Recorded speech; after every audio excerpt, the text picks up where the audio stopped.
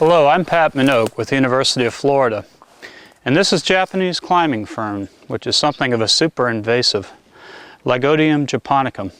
Even as I touch it, there are numerous spores that are coming out of the sporophytes, and it reproduces by spores. They're microscopic.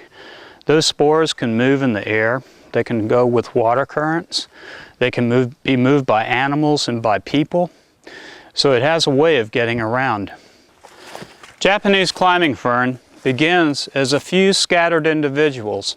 You'll see it in particular close to pine stems, if you're in a pine stand.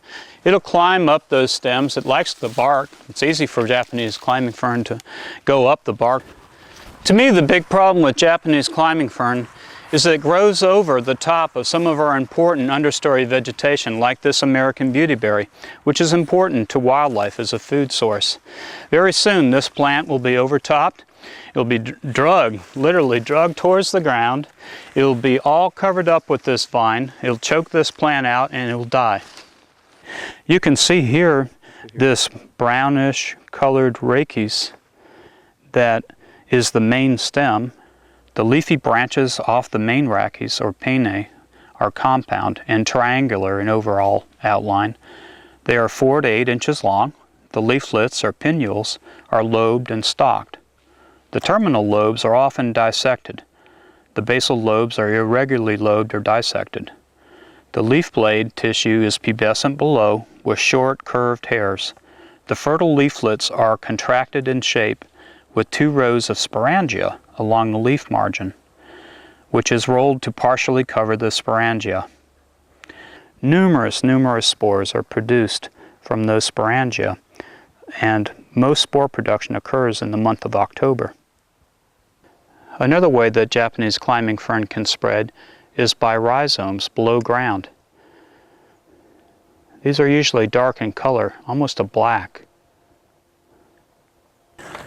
Japanese climbing fern to me looks quite different than Old World climbing fern because of its feathery, light green fronds, which contrast to the leathery appearance of the Old World climbing fern, which has leaf margins which are more entire, whereas Japanese climbing fern is lobed.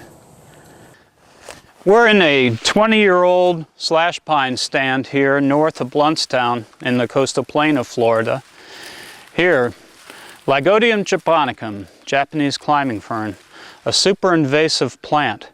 This area had been raked for pine straw just 4 years ago, and they fertilized to promote the development of additional needles. With good rainfall, this plant moved in and has now covered the ground in most of the area. It's climbing up these trees.